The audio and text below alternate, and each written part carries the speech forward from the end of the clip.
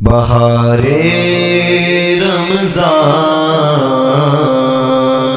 بہارے رمضان۔ اعوذ باللہ من الشیطان الرجیم، بسم اللہ الرحمن الرحیم۔ اللہم صلی علی سیدنا و مولانا محمد وعلی آل سیدنا و مولانا محمد وبارک وسلم وصلی علیہ۔ ناظرین مکرم، آپ کا میزبان شمس الرحمن رمضان المبارک کی خصوصی ٹرانسمیشن بہار رمضان لے کے حاضر خدمت ہے۔ ناظرین مکرم، روزانہ کی طرح آج بھی ہمارے پروگرام کے اندر حضور علیہ الصلاۃ والسلام کی آل کے افراد، ہماری خوش بختی اور گراں قدری ہے کہ جس قرآن کے حوالہ سے، جس ماہ رمضان کے برکات کے حوالہ سے ہم گفتگو کرتے ہیں، آج اسی گھر کے اسی خانوادے کی دو عظیم شخصیات ہمارے پروگرام کی زینت بنی ہیں۔ اور مزے کی بات یہ ہے کہ علم انہی کے گھر کا خاصہ ہے، بلکہ علم انہی کے گھر کا حصہ ہے۔ علم سیکھیں گے۔ میری مراد آج ہمارے اس پروگرام کے اندر جو مہمان بنے ہیں، دائیں جانب جناب محترم حضور علیہ الصلاۃ والسلام کی مدح سرائی کے حوالہ سے اللہ نے بڑی عزتوں سے نوازا ہے، پیرزادہ سید عبدالرحمن ترمذی صاحب۔ شاہ صاحب قبلہ آپ کو اپنے پروگرام میں خوش آمدید کہتے ہیں، بسم اللہ۔ اور ہمارے ساتھ ایک عظیم شخصیت جن کو اللہ نے حضور علیہ الصلاۃ والسلام کے علم کے حوالہ سے اور حضرت علی المرتضیٰ شیر خدا کرم اللہ وجہ الکریم کے علوم کا حصہ میرے رب نے انہیں عطا کیا ہے۔ میری مراد حضرت علامہ مولانا پیرزادہ سید افتخار الحسن ترمذی صاحب سرکار، آپ کو بھی اپنے پروگرام میں خوش آمدید کہتے ہیں، اور آپ کا شکریہ ادا کرتے ہیں کہ آپ نے اپنے قیمتی اوقات میں سے ہمیں وقت عنایت کیا اور اتنا طویل سفر کر کے ہمارے پاس آئے۔ اللہ آپ کو اس کی جزائے خیر عطا فرمائے۔ ناظرین مکرم، بلا تاخیر ہم قبلہ سید عبدالرحمن شاہ صاحب سے حضور علیہ الصلاۃ والسلام کے بارگاہ میں ہدیہ عقیدت کی التماس کرتے ہیں۔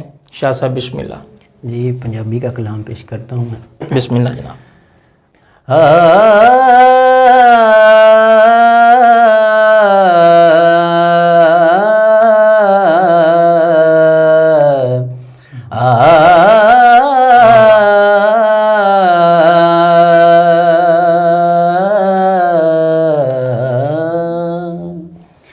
نصیباں والیانو یار دے دیدار ہوندے نے، نصیباں والیانو یار دے دیدار ہوندے نے، تڑپ دینے جو اج یارو او کل دربار ہوندے نے، تڑپ دینے جو اج یارو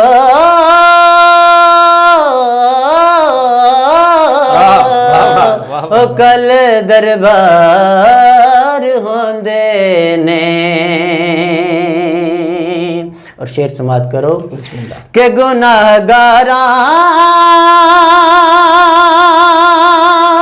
غریباں لئی دنے راتیں دعا کرنی، گناہگاراں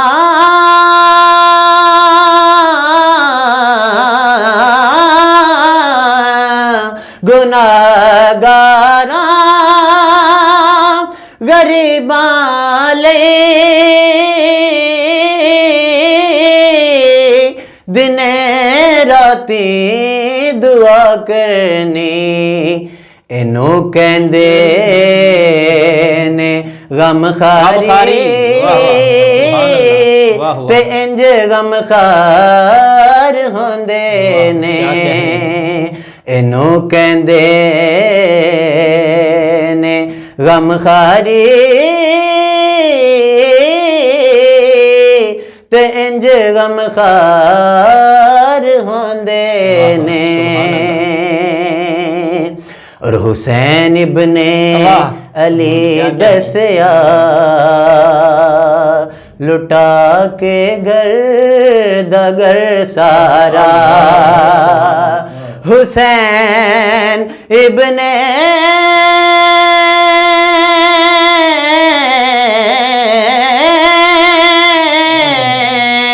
حسین ابن علی دسیا لٹا کے گرد گر سارا کہ رضا جے یار دی ہووے کدوں انکار ہوندے نے رضا جے یار دی ہووے کدوں انکار ہوندے نے اور مقطع بسم اللہ کہ ظہیر او خوف نہیں رکھ دے حشر دے امتحاناں دا ظہیر و خوف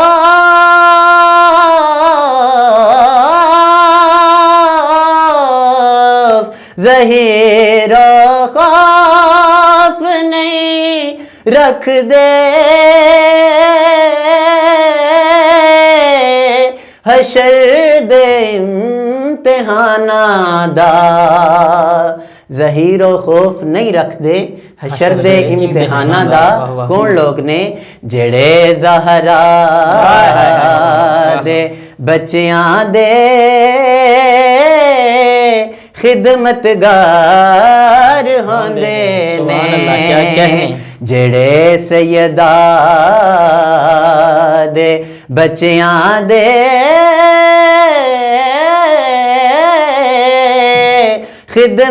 خدمتگار ہوندے نے تڑپ دے نے تڑپ دے نے جو اج یارو او کل دربار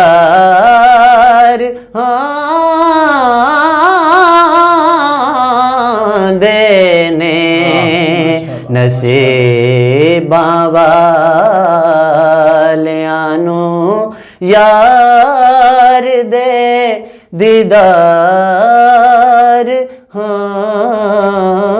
دینے ماشاءاللہ ماشاءاللہ سبحان اللہ، کیا کہنے شاہ صاحب، اللہ آپ کو سلامت رکھے۔ اتنا خوبصورت کلام اور اتنی خوبصورت ادائیگی، یقیناً یہ ہمارے اس پروگرام کا فخر بھی ہے اور ہمارا یہ اللہ کا کرم ہے کہ ہمارے پروگرام میں اکثریت حضور علیہ الصلوۃ والسلام کے گھر کے افراد یعنی خانوادہ سادات سے تشریف لا رہے ہیں۔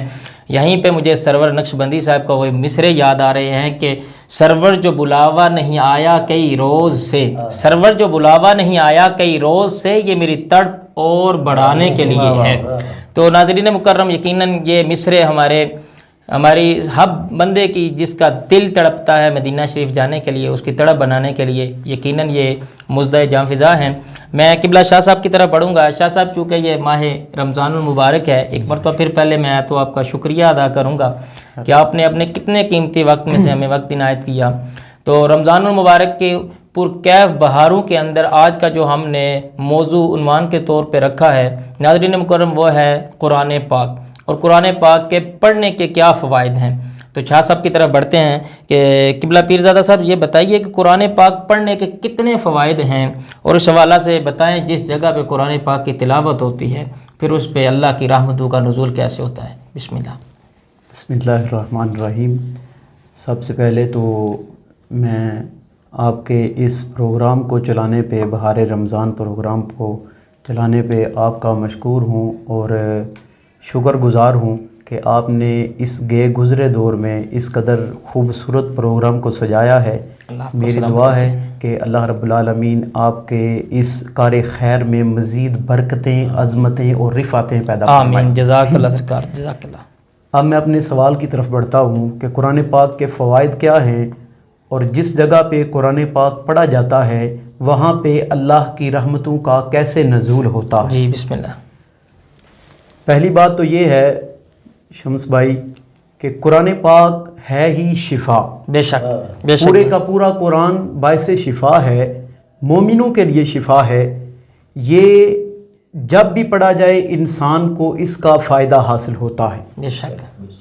اور اب میں آپ کو یہ سمجھاتا ہوں کہ جہاں پہ قرآن پاک پڑھا جاتا ہے وہاں پہ اللہ کی رحمتوں کا نزول ہوتا ہے۔ حضرت اسید بن حدیر رضی اللہ تعالیٰ عنہ آپ فرماتے ہیں کہ ایک دن ایسا ہوا کہ میں اپنے گھر میں تھا، اپنے گھر میں نے تہجد کے وقت اٹھا اور میں قرآن پاک کی تلاوت کر رہا تھا۔ واہ واہ۔ قرآن پاک کی تلاوت کر رہا تھا، قریب ہی استبل میں میرا گھوڑا جو ہے وہ بندھا ہوا تھا۔ میں قرآن پاک کی تلاوت کرتا، جب میں قرآن پڑھتا میرا گھوڑا جو ہے وہ قریب ہی استبل میں تھا، وہ اچھلنا شروع کر دیتا، اللہ، گھوڑا اچھلنا شروع کر دیتا، اور جب میں قرآن پاک کی تلاوت کو روکتا گھوڑا سنبھل جاتا۔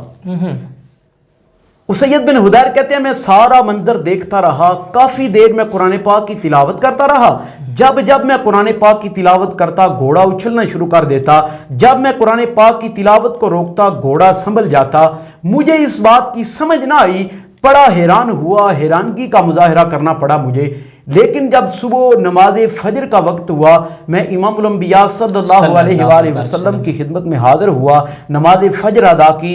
نماز فجر ادا کرنے کے بعد میں نے امام الانبیاء صلی اللہ علیہ وآلہ وسلم کی خدمت میں عرض کی، یا رسول اللہ صلی اللہ علیہ وآلہ وسلم فداک ابی و امی یا رسول اللہ، یا رسول اللہ مجھے ایک بات نے بڑا پریشان کر رکھا ہے، مجھے اس بات کی سمجھ نہیں آئی۔ حضور امام الانبیاء صلی اللہ علیہ وآلہ وسلم نے ارشاد فرمایا، میرے پیارے صحابی ذرا بتاؤ تو صحیح تمہارا کیا معاملہ ہے، کیا مسئلہ ہے جس وجہ سے تم پریشان ہو؟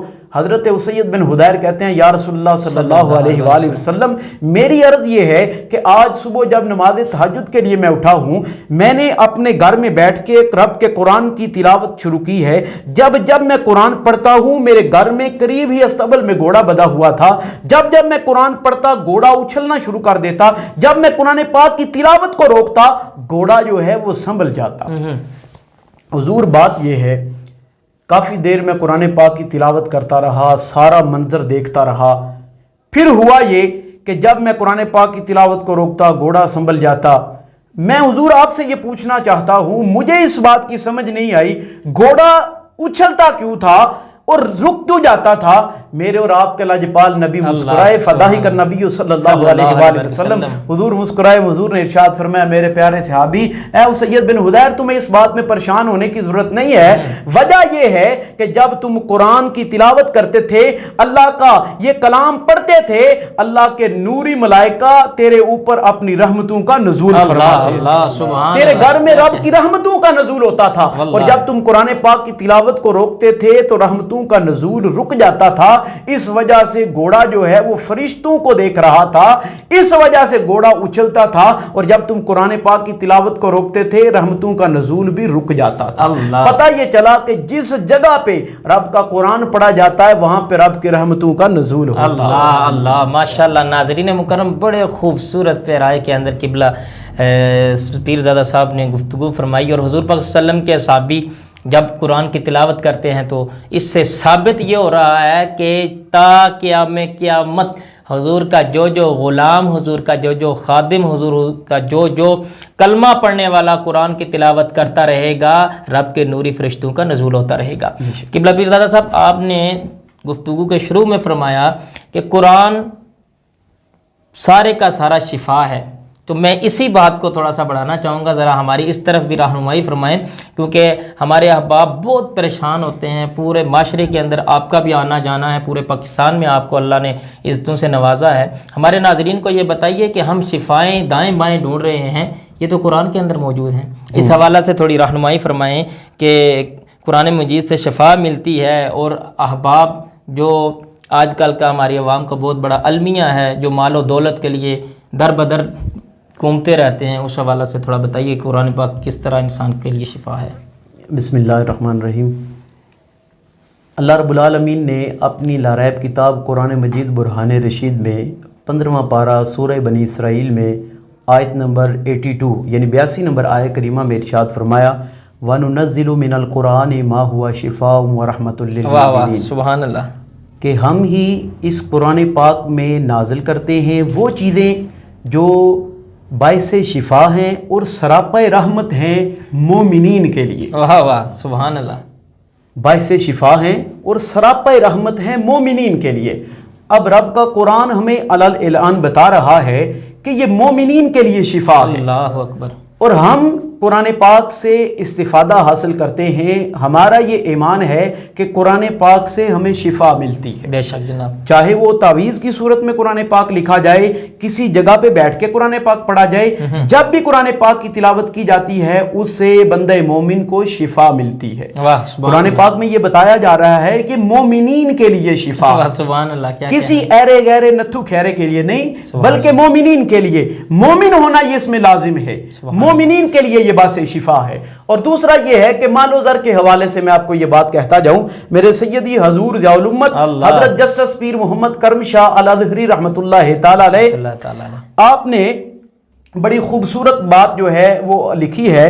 اور یہ بات بھی آپ نے کہیں اور جگہ پہ نہیں بلکہ آپ نے سورہ واقعہ کے ضمن میں آپ نے لکھا ہے کہ حضرت امیر المومنین حضرت عثمان غنی رضی اللہ تعالی عنہ کا دور تھا.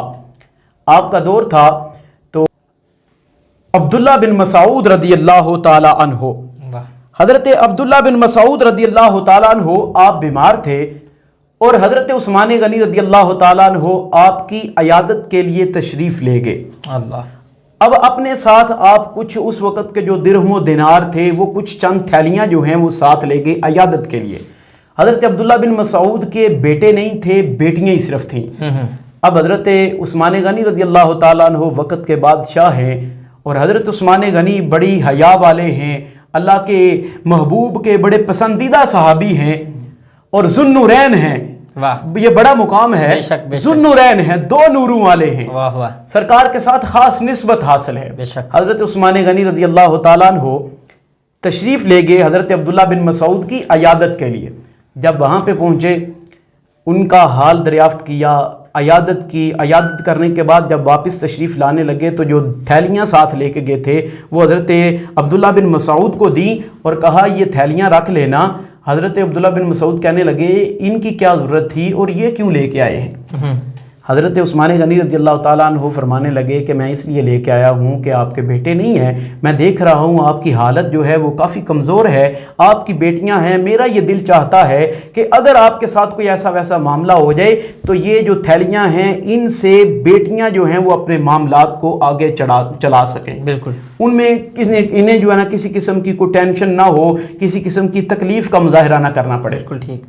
آگے سے حضرت عبداللہ بن مسعود نے جو جواب ارشاد فرمایا وہ دل کے کانوں سے سننے والا ہے, وہ میرے لیے بھی سبق ہے, آپ کے لیے بھی سبق ہے اور میرے ہر سننے والے مسلمان بہن بھائی کے لیے یہ سبق ہے. حضرت عبداللہ بن مسعود نے حضرت عثمان غنی رضی اللہ تعالیٰ عنہ آپ کی خدمت میں عرض کی, اے امیر المومنین میں آپ کی اس بات کو مانتا ہوں, میں آپ سے محبت کرتا ہوں, لیکن میری عرض ضرور سنیے. حضرت عثمان کہتے ہیں بتائیے کیا بات ہے؟ حضرت عبداللہ بن مسعود کہتے ہیں کہ امیر المومنین بات یہ ہے کہ میں نے امام الانبیاء صلی اللہ علیہ وآلہ وسلم سے سنا ہے کہ جو بندہ نماز مغرب کے بعد سورہ واقعہ کی تلاوت کرتا ہے اللہ رب العالمین اس کے گھر میں کبھی بھی فاقہ نہیں رہنے دیتا. اللہ سبحان اللہ ماشاءاللہ, کبھی بھی فاقہ نہیں رہنے دیتا. پھر حضرت عثمان غنی کی بارگاہ میں عرض کرتے ہیں عبداللہ بن مسعود کہتے ہیں کہ بات یہ ہے کہ جب سے میں نے امام الانبیاء صلی اللہ علیہ وآلہ وسلم کا یہ فرمان سنا ہے نا تب سے میں نے اس پہ خود بھی عمل کیا ہے اور میں نے اپنی اولاد کو بھی اس پہ عمل کروانا شروع کر دیا ہے. اور میرا اس بات پہ ایمان ہے, میرا اس بات پہ یقین ہے کہ دنیا کا نظام درم برم ہو سکتا ہے لیکن آمنہ کے لال کا فرمان کبھی بھی غلط نہیں ہو سکتا. سبحان اللہ, کیا کہنے. اور میرا اس بات پہ ایمان ہے کہ میں اگر اس دنیا سے چلا بھی جاؤں میری اولاد اس بات پہ عمل کرتی ہے, سورہ واقعہ کی تلاوت کرتی ہے, میرے جانے کے بعد بھی میری اولاد پہ رب کبھی بھی فاقہ نہیں آنے دیتا۔ اللہ، گویا میں یوں کہہ دیتا ہوں، حضرت عثمان غنی رضی اللہ تعالیٰ عنہ آپ کو حضرت عبداللہ بن مسعود نے زبان حال سے یوں ہی کہا ہوگا کہ بدلے گا زمانہ لاکھ مگر قرآن نہ بدلا جائے گا، بدلے ہیں نظام کائنات فرمان نہ بدلا جائے گا۔ ہمارا اس بات پہ ایمان ہے، یقین ہے، دنیا کا نظام درم برم ہو سکتا ہے، نہ رب کا قرآن بدل سکتا ہے، نہ میٹھے محمد کا فرمان صلی بدل اللہ سکتا علیہ وسلم۔ ماشاءاللہ ناظرین، بڑے ہی پیارے انداز میں قبلہ پیرزادہ صاحب ہماری رہنمائی فرما رہے تھے اور یہ بتا رہے تھے، میں نے جو باتیں اخذ کی ہیں آپ کی گفتگو کے اندر سے، کہ اگر ہمارا کوئی بھائی، ہمارا کوئی ہمسایہ، ہمارا کوئی رشتہ دار اگر وہ زندگی کے اندر کسی مشکل میں پڑ گیا ہے، فاقہ کشی میں پڑ گیا ہے، یا کسی قسم کا اسے پریشانی بن گئی ہے، تو ناظرین مکرم آپ کا کوئی رشتہ دار عزیز و اقارب فاقہ کشی میں چلا گیا ہے، سفید پوشی میں زندگی گزار رہا ہے، تو ہمیں چاہیے کہ اگر ہمارے پاس مال موجود ہے تو ہم اس مال سے اس مشکل کو دور کرنے کی کوشش کریں۔ یہ تو ہمیں اصحابہ کی زندگی سے ملتا ہے، لیکن ساتھ ہی عبداللہ بن مسعود کی اس عمل سے بھی پتہ چل رہا ہے کہ حضور نے فرمایا تھا مغرب کے بعد جو سورہ واقعہ کی تلاوت کرتا ہے تو میرا مالک اس کے گھر میں فاقہ کشی نہیں آنے دیتا۔ ناظرین، بڑے خوبصورت موضوع اور بڑے پیارے انداز میں قبلہ پیر دادا صاحب گفتگو فرما رہے ہیں۔ میں اسی بات کو آگے بڑھاتے ہوئے تھوڑا طول دوں گا اور یہ پیرزادہ صاحب کی طرف سوال بڑھاؤں گا۔ یہ ذرا بتائیے کہ یہ جو ثواب ہے، قرآن پاک کی تلاوت کا جو ثواب ہمیں ملتا ہے، اور اس سے ہمیں کتنی ضروری ہے تلاوت کرنی، اور اس کے بڑھ کے بعد یہ ہے کہ عام دنوں میں ہمیں کتنا ثواب ملتا ہے، اور ماہ مقدس رمضان المبارک کی پرکیف گھڑیوں میں جو ہے وہ بتائیں ذرا۔ شمس بھائی، پہلی بات تو یہ ہے کہ قرآن پاک کے پڑھنے کا ثواب کلتا ملتا ہے۔ جی، میرے اور آپ کے لاجپال نبی حضور آقا نعمت امام الانبیاء صلی اللہ علیہ وسلم نے ارشاد فرمایا کہ اگر کوئی بندہ الف لام میم پڑھتا ہے، واہ، تو یہ ایک حرف نہیں ہے بلکہ یہ 3 حروف ہیں، بے شک، اس کو ایک نیکی نہیں، 2 نیکیاں نہیں، 10 نیکیاں نہیں، بلکہ الف لام میم پڑھنے سے 30 نیکیاں عطا فرما اللہ دیتا اکبر ہے۔ کبیرہ، سبحان اللہ۔ اور دوسری بات رہی کہ قرآن پاک رمضان المبارک میں پڑھا جائے تو پھر کتنا ثواب ملتا ہے، اور اگر کسی اور مہینے میں پڑھا جائے تو پھر کتنا ثواب ملتا ہے۔ حضرت ابو ہریرہ رضی اللہ تعالیٰ عنہ حدیث مبارکہ کے راوی ہیں۔ حضرت ابو ہریرہ کہتے ہیں کہ حضور آقا نعمت امام الانبیاء صلی اللہ علیہ وآلہ وسلم نے ارشاد فرمایا کہ بنی آدم، یعنی حضرت آدم علیہ السلام کے اولاد میں سے، ان کی اولاد میں سے کوئی بھی بندہ رمضان المبارک میں اگر عبادت کرتا ہے تو پھر اس کی نیکی کو 10 گنا سے لے کے 700 گنا تک بڑھا دیا جاتا ہے۔ سبحان اللہ، 700 گنا تک، 700 گنا تک بڑھا دیا جاتا ہے۔ ایک روایت میں 70 گنا تک بھی ہے، لیکن 700 گنا تک روایت میں آتا ہے کہ بڑھا دیا جاتا ہے۔ اسی طرح اگر کسی دوسرے مہینے میں انسان فرض ادا کرتا ہے تو اسے اتنا ثواب ملتا نہیں ہوگا شاید جتنا اس مہینے میں فرض ادا کرنے سے ثواب ملتا ہے۔ سبحان اللہ۔ میں یہیں پہ قبلہ پیر دادا صاحب کو روک کے جو ہمارے ناظرین کے لیے سوال ہوتا ہے وہ سوال آپ کے لیے آن پہنچا ہے، پھر یہیں سے گفتگو پیرزادہ صاحب بڑھائیں گے۔ آج کا جو آپ کا سوال ہے جس کا جواب آپ نے ہمارے کمنٹ باکس SR Studio 5 کے کمنٹ باکس میں جا کے دینا ہے۔ جواب درست ہونے پہ انشاءاللہ کاروان حسنات و برکات ٹریول اینڈ ٹورز کی طرف سے آپ کو ایک انعام دیا جائے گا۔ سوال کیونکہ قرآن پاک چل رہا ہے تو قرآن پاک کے حوالے سے سوال ہے، یہ آپ نے جواب دینا ہے کہ قرآن پاک کا دل کون سی صورت کو کہا گیا ہے۔ قرآن پاک کا دل کون سی صورت کو کہا گیا ہے، ایک جیسا جواب ہونے کی صورت میں قرآن اندازی کے ذریعے آپ کو انعام دیا جائے گا۔ جی قبلہ۔ اور میری آخری بات یہ تھی، آپ کا سوال تھا کہ یہ قرآن پاک کی تلاوت کتنی ضروری ہے۔ جی جی، قرآن پاک کی تلاوت کتنی ضروری ہے، میں اپنے جد امجد حضور پیر سید عنایت حسین شاہ صاحب آپ کے فرمان کو سامنے رکھتے ہوئے کہتا ہوں، جی جی، دادا حضور فرمایا کرتے تھے یہ قرآن پاک اتنا ضروری ہے کہ حضور کا فرمان عالی شان آپ پڑھ کے سنایا کرتے تھے۔ آپ فرماتے تھے کہ امام الانبیاء صلی اللہ علیہ وآلہ وسلم نے ارشاد فرمایا ادبوا اولادکم علی 3 خصال حب نبیکم و حب اہل بیتہ و تلاوت القرآن۔ آپ فرماتے تھے پنجابی میں کہ اپنی اولادوں کو 3 چیزوں کی گٹی دیا کریں، اللہ اکبر، جسے گڑتی کہتے ہیں۔ آپ فرماتے تھے اپنی اولادوں کو 3 چیزوں کی گٹی عطا فرمایا کریں۔ پہلی یہ گٹی ہے کہ حب نبیکم، امام الانبیاء صلی اللہ علیہ وآلہ وسلم کی محبت کی گٹی دیا کریں۔ اور دوسری چیز آپ نے ارشاد فرمایا کہ دوسری چیز یہ ہے وحب اہل بیت ہی، اللہ حضور کی اہل بیت کی محبت کی گوٹی دیا کریں۔ آج اس معاشرے میں جس معاشرے میں رہ رہا ہوں میں دیکھتا ہوں رب کا قرآن بھی لوگ پڑھتے ہیں، حضور کے ساتھ محبت کے دعوے بھی کرتے ہیں، لیکن حضور کی آل کا دامن چھوڑ کے آگے پیچھے بھاگ رہے ہیں۔ میں انہیں یہ بتانا چاہتا ہوں حضور کا فرمان کبھی بھی غلط نہیں ہو سکتا۔ میرے اور آپ کے لجپال نبی نے 1400 سال پہلے فرما دیا تھا کہ اپنی اولادوں کو 3 چیزوں کی گوٹی دیا کریں۔ پہلی یہ ہے کہ میری محبت کی گوٹی دیا کریں، دوسری یہ ہے میری اہل بیت کی محبت کی گوٹی دیا کریں، اور تیسری چیز آپ نے ارشاد فرمایا وَتِلَاوَةِ الْقُرْآنِ، قرآن پاک کی تلاوت کی گوٹی دیا کریں۔ گویا میں یوں کہہ دیتا ہوں کہ جب تک حضور کی آل کی محبت کی گوٹی نہ دی جائے قرآن پاک کی تلاوت کا بھی انسان کو کوئی فائدہ حاصل نہیں ہوگا۔ بلکہ میرے اور آپ کے لاجپال نبی نے آخری وقت میں یہی ارشاد فرمایا تھا میں 2 چیزیں چھوڑ کے جا رہا ہوں، ایک رب کا قرآن چھوڑ کے جا رہا ہوں اور دوسری اپنی اہل بیت چھوڑ کے جا رہا ہوں۔ میرے لاجپال نبی نے یہ نہیں ارشاد فرمایا تھا قرآن کے ساتھی جو ہے وہ میں کسی صحابی کو بنا کے جا رہا ہوں۔ صحابہ کی تعظیم کرتے ہیں، صحابہ جو ہے ہمارے سروں کا تاج ہے، ہمیں عزتیں حاصل ہیں انہی کے نام کے صدقے سے حاصل ہیں، لیکن حضور نے ارشاد فرمایا تھا کیونکہ حضور ساتھی وہ بناتے ہیں جو سدا ساتھ چلنے والا ساتھی ہوتا ہے۔ رسول نے ارشاد فرمایا تھا کہ یہ ایسے ساتھی ہیں کہ حوض کوثر پہ بھی کل قیامت کو یہ میرے پاس کٹھے آئیں گے۔ انی ترکت فیکم امرین ہوا کتاب اللہ و اطرتی لن یتفرقا حتی یردوا علی الحوض، ان کا سنگت ان کی ایسی ہے کہ یہ کل قیامت کو بھی میرے پاس دونوں اکٹھے آئیں گے۔ لہذا حضور کی آل کے بغیر کوئی بندہ اگر کہے نا مجھے قرآن کا فائدہ حاصل ہوگا، قرآن کا ہرگز فائدہ حاصل نہیں ہوگا۔ حضور کی محبت اور حضور کی آل کی محبت، پھر تیسری چیز یہ ہے کہ قرآن پاک کی تلاوت کی جائے۔